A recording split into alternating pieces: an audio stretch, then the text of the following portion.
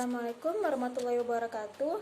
Saya Urizinta Jarianti Faiza dari jurusan Ilmu Kesejahteraan Keluarga, Fakultas Pariwisata dan Perhotelan.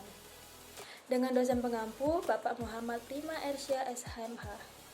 Baiklah, saya di sini akan menjelaskan tentang sejarah perumusan Pancasila dan Undang-Undang Dasar 1945 sebagai ujian akhir semester 1 kali ini.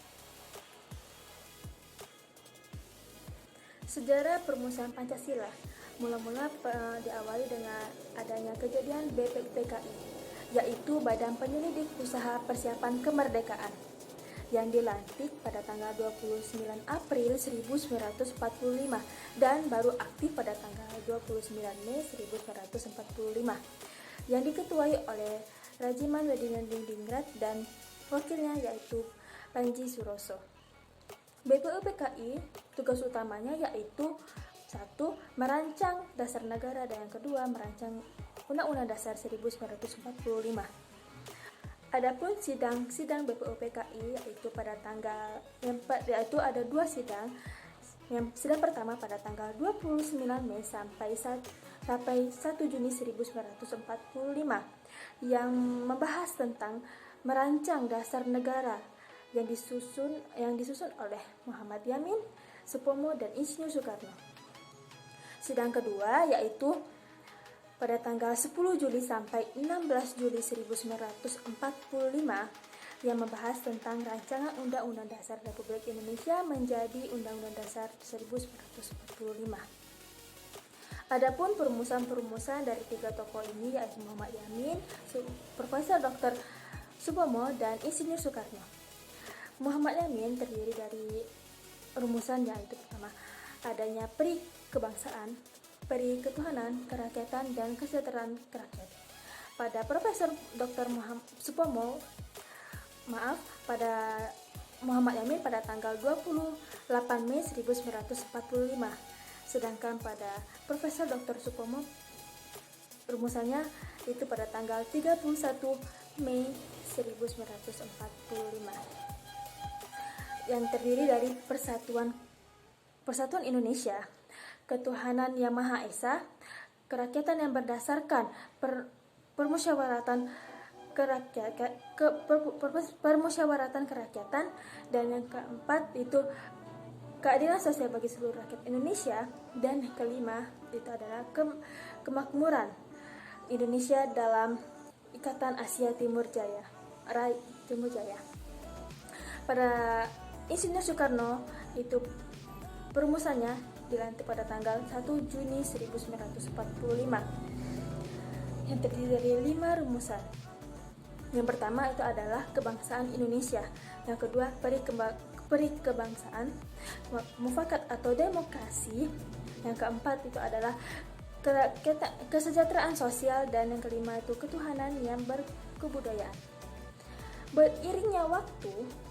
Beriringnya waktu, Pancasila akhirnya disahkan pada tanggal 18 Agustus 1945. Sehari sebelum terjadinya proklamasi kemerdekaan Indonesia. Pada sidang PPIKI. Adanya beberapa hasil keputusan yang pada sidang PPIKI pada tanggal 18 Agustus 1945.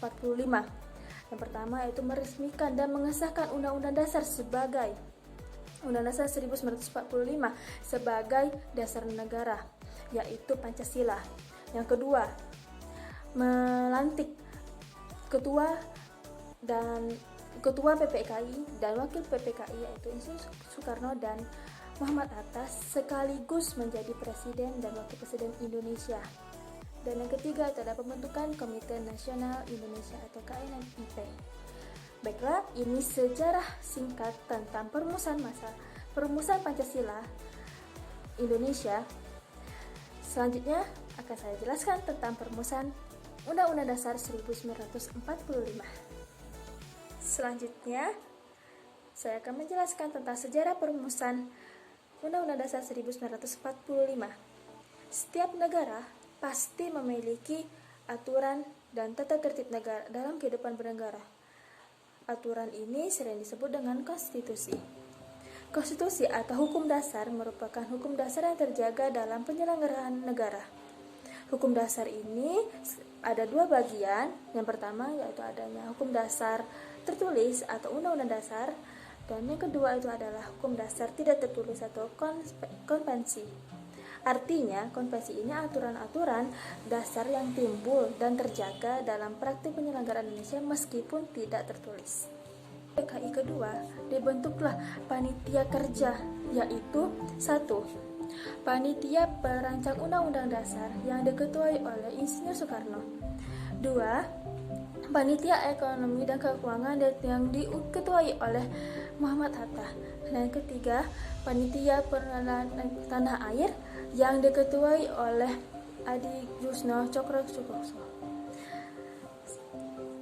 Pada tanggal 14 Juli 1945, BPUPKI melanjutkan rapatnya untuk menerima laporan hasil kerja dari Panitia Perancang Undang-Undang Dasar. Insinyur Soekarno selaku Ketua Panitia melaporkan rancangan Undang-Undang Dasar yang berisi 3 poin. Yang pertama, itu rancangan Pernyataan Indonesia Merdeka atau Declaration of Independence. 2. Rancangan pembukaan Undang-Undang Dasar yang isinya hampir sama dengan alinea keempat Piagam Jakarta. Yang ketiga, rancangan batang tubuh Undang-Undang Dasar yang terdiri atas 42 pasal. Sidang BPUPKI pun dilanjut pada tanggal 15 sampai 16 Juli 1945. Sidang BPUPKI pada tanggal tersebut bertujuan untuk membahas lanjutan rancangan batang tubuh Undang-Undang Dasar. Akhirnya, pada tanggal 16 Juli 1945, seluruh anggota BPUPKI menyetujui rancangan pembukaan hukum dan Undang-Undang Dasar. Agar secara proses Undang-Undang Dasar itu 1945 ini sejarah tergambar dengan jelas. Ada beberapa tahap.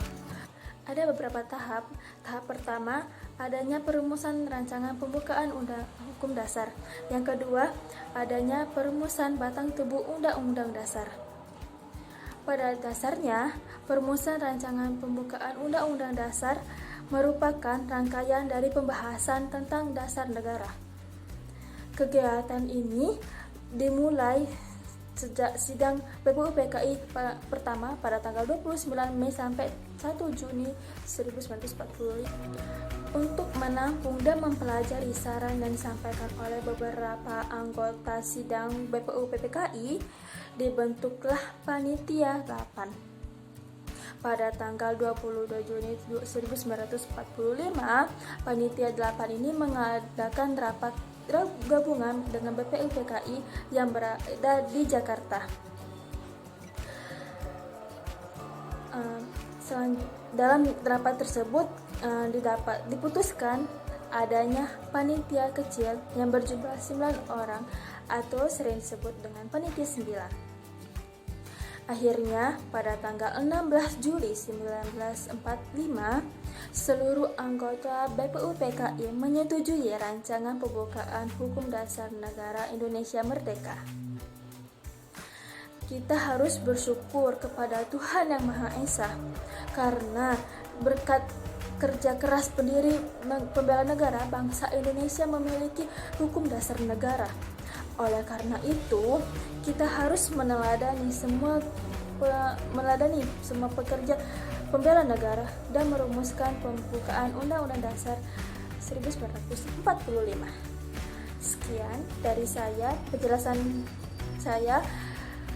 Semoga bermanfaat. Jika ada salah saya mohon maaf. Wabillahi taufiq hidayah. Wassalamualaikum warahmatullahi wabarakatuh.